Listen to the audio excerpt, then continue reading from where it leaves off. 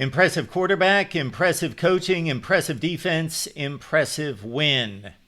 Oklahoma defeats Michigan at home 24-13. Welcome into the Voice of College Football. Appreciate you stopping by for the best in discussion, debate, and analysis. We have been looking forward to this matchup the entire offseason, and many believe that Brent Venables is coaching for his job. And if so, then he shows that he knows how to put together a defensive game plan, as he did against Jalen Milroe and Alabama, as he did at Clemson for 10 years, and he continues to know his stuff, and he put the clamps on Bryce Underwood and the Michigan run game, and Oklahoma was mighty impressive once again. Let's get to the specifics, but let's first point out the play of the two quarterbacks. We've got one guy with vast experience at Washington State and John Mateer. Many of us wondered, including myself, how John Mateer would adjust to the SEC, which he has yet to play an SEC team, but he faced, of course, a top 10 to 15 defense in the country on this night, and he proved to be effective despite what he put on tape and despite what he put in the box scores against Power 5 conference opponents in the past. John Mateer, wow, impressive showing. 21 of 34, 270 yards passing. 19 rushes, 74 yards. I don't know how much of that was affected by sacks, but he can move in the pocket. He can roll out. He can evade defenders. He did that numerous times. So he's both scrambler, runner from the pocket, designed play runner at the quarterback position. Now, it was discussed near the end of the ball game, and we've discussed it here as well at the Voice of College Football with the addition of Jaden Ott from the transfer portal and Javante Barnes, who's been a long time leading rusher there at OU. They will need to rely on their rushing attack from the running back position and not just it be all John Mateer against a tough SEC schedule. But on this night, John Mateer was up to the task of 19 carries on the game and all those pass attempts. So he handled it 53 times, either throwing or running the football. He was outstanding. We'll get to the one big mistake that he made. Obviously, it didn't cost him in the long run. And now let's turn our attention to Bryce Underwood.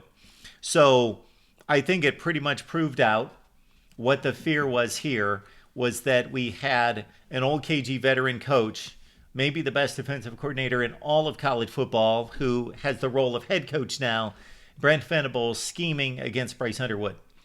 And Oklahoma had the luxury in its first game of playing a high school team, so Brent Venables could gather all the intel and all the tape and all the scouting reports of Bryce Underwood during the offseason and prepare for this game. And Bryce Underwood came out, and regardless of what the stats tell us, and regardless of the lack of productivity out of the quarterback position or the Michigan offense, which basically did nothing outside of one play, Bryce Underwood was still impressive. He still carries himself in such a way that he's poised. He was in enemy territory, a hostile stadium, an SEC crowd on the road for the first time in his career. He seemed to be in complete control. Yeah, there were some issues with the play clock there in the fourth quarter, in which he didn't get the play run. They needed to save a timeout. The game was still in their grasp, down only 21-13 at the time. So that would have been a situation in which a veteran quarterback would have most likely taken care of business. But we see veteran quarterbacks let the play clock run out and have to use timeouts or be penalized, just like Bryce Underwood in Michigan was in the fourth quarter. So watching the game and watching him perform against his defense and watching his composure and watching him run through the plays, call the plays, and run the plays, he looks the part and he is going to be fine. Now, the nuts and bolts of the execution was rough. Obviously, he came out 5 for 6, and then after that he went 4 for 18. And that is not good in anybody's book, in anybody's decade, even going back to the 1950s. 4 for 18 is atrocious, but most of that was the Oklahoma defense. It was not Bryce Underwood not playing well or not throwing the ball well. Not that he threw it well all the time. He missed some deep shots in which he just barely missed on some throws. Think J.J. McCarthy in 2022, missing throws downfield. This is going to be Bryce Underwood's maturation. He's going to gain it under control. He's going to be able to dial in those throws and make those. He's only missing those by a couple steps at this point. There was also a stat that was communicated near the end of the broadcast that Bryce Underwood was 0 for the blitz, meaning he completed no passes when Brent Venables brought a defender or two or the house. Oklahoma scored on the first drive of the game, and obviously that put pressure on Bryce Underwood and the Michigan offense, and that's not what Sharon Moore wanted. John Mateer made a couple great throws just in the first drive of this ball game, converted a 4th and 1. Then Deion Burks, who grew up a Michigan fan, it was discussed during the game, and it was actually played, the clip of him being interviewed this week and being dissed by Michigan, not recruited by Michigan, and that has been a chip on his shoulder. He went to Purdue, was a productive receiver there. And do you think Deion Burks could help Michigan's wide receiver core right now? Maybe. He scores the game's first touchdown. John Mateer had an overthrow. This was his worst throw of the night. His tight end, Will Huggins, was open, and Oklahoma could have gone up 7 or maybe 14-0 at that point, because this would have been a huge gainer deep into the red zone. But it was a gift for TJ Metcalf with the interception playing center field. But Oklahoma's defense was too aggressive, too tough to deal with. And again, with the multiple schemes that Brent Venables cooked up, it didn't matter. It had the feel of it could have been 6-0 forever, and Michigan was just not going to make a dent, especially with Marlon Klein, Bryce Underwood's favorite target in week 1 against New Mexico, on the sideline. It's something we did not expect. Michigan was backed up in its own territory, down 7-0, and ran the ball 3 consecutive times. Did not trust Bryce Underwood to try to convert a 3rd and 6 even. But on this particular play, there was a roughing the punter against Oklahoma, so the Sooners special teams bailed out Michigan. And what would have been an Oklahoma touchdown lead plus the ball at midfield, it turned out to be a Michigan first down at its own 30. And then Jordan Marshall ran on a 3rd and short, got a favorable spot for a first down at midfield. And then on 4th and 2, Michigan got on the scoreboard, or so we thought they were going to get on the scoreboard. The guy that never misses, Dominic Zavada, did miss from under 40 yards, and it remained 7-0. Brandon Hillman, by the way, the Michigan defensive back, was excellent at safety all over the field, making plays. He did get dinged up at one point in the game, but he came back rather quickly. John Mateer slicing the Michigan secondary in this particular drive right before halftime. He made the touchdown run in the Oklahoma offensive line. This is another distinction between these two teams, at least on this night. The Oklahoma offensive line provided their running backs, and especially John Mateer being the number 1 running back, with running lanes and running room. If they did not have running lanes and didn't block it perfectly, at least they got a push against the Michigan front, something that we haven't seen in recent years. Whereas the Michigan offensive line could not provide that push. I expected this to be flipped.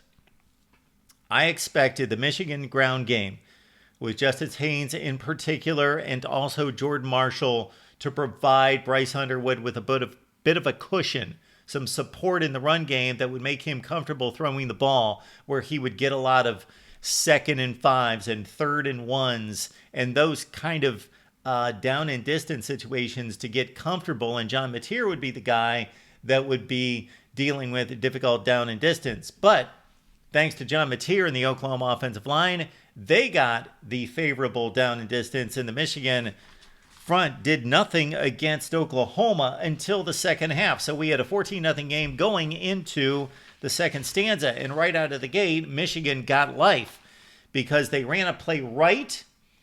And the Oklahoma safety, Peyton Bowen, former 5-star, did not keep his gap integrity, did not do his run fit, and he pursued with the rest of the defense to the right. And Justin Haynes saw the lane, and he cut back and went 75 yards for the touchdown, and suddenly we get a ball game once again at 14-7. Derek Moore, on the ensuing Oklahoma possession, batted down a ball on 3rd down and gave Michigan the ball back, down just a touchdown. But Marvin Jones Jr., and this is a typical track in college football now, he of Florida State, Georgia, Now, Oklahoma, he had some big hits on this night as well. He was the guy that basically stopped the next Michigan drive. Bryce Underwood had the tight end Marshall open on a play, missed him. He was breaking open, probably wouldn't have scored the touchdown because he's a tight end, but would have had a good 40 or 45-yard gain. Underwood missed him. Jair Hill had a big pass breakup on a play that he was initially beaten off the line, but he caught up, made an excellent play, almost intercepted the ball twice, actually, to keep, again, Oklahoma within arm's length. They never broke out beyond the 2-score lead, and then Michigan would pull them back to within 1 score. There was another play in which Hillman blitzed, and Mateer just juked him, did a Houdini act, broke out of the pile, went to his right, and then hit Isaiah Sategna with a long gainer down the right sideline. Sategna made an outstanding catch, and again, Mateer looked remarkable in breaking contain and throwing the football downfield on the money. Then he kept it for the touchdown to make it 21-7, and that's pretty much game, set, and match. Although the Michigan defense and special teams chipped in with 2 field goals, one was on a Sategna muff that set up the Cole Sullivan fumble recovery that gave Michigan a field goal, but Michigan could consistently not cash in. They got the one 75-yard touchdown run, then they consistently, their defense or the special teams, interception, fumble on the muff, and they had red zone opportunities, but could not come anywhere close to scoring touchdowns. Bryce Underwood to Donovan McCulley, that was a remarkable catch. That reminded me of the old Alabama catch from the early 2000s. What was it, Tommy Prothrow, with the catch over the defender's helmet. And that led to a field goal, 21-13. So Michigan still only down a score in the 4th quarter. Oklahoma put it away. They continued to milk the clock, hold on to the football. Mateer would convert the 3rd downs himself. Again, 19 carries, 74 yards. They kicked the field goal to extend the lead to 24-13. So Oklahoma wins and covers, and they got a date at Temple. Oklahoma going to Temple. That's a bit interesting before they open SEC play in 2 weeks against Auburn. For Michigan, they're going to be without their head coach the next 2 weeks. Sharon Moore taking on the usual yearly Michigan head coaching suspension. The next 2 games against the MAC team, and then the Nebraska opener on the road, which should be an interesting one. Nebraska disposed of Akron quite handily tonight. Your comments and questions down below here at the Voice of College Football. Keep in mind that we've got a Michigan channel. We've got an Oklahoma channel. Those guys go live Tuesdays and Thursdays every week, both of them. So check out the outstanding coverage with Chad and Tyranny and Josh on the Oklahoma channel, TJ and John covering Michigan. I'm here every night, Monday through Saturday, 10 p.m. Eastern Time, or post-game, right here at the Voice of College Football.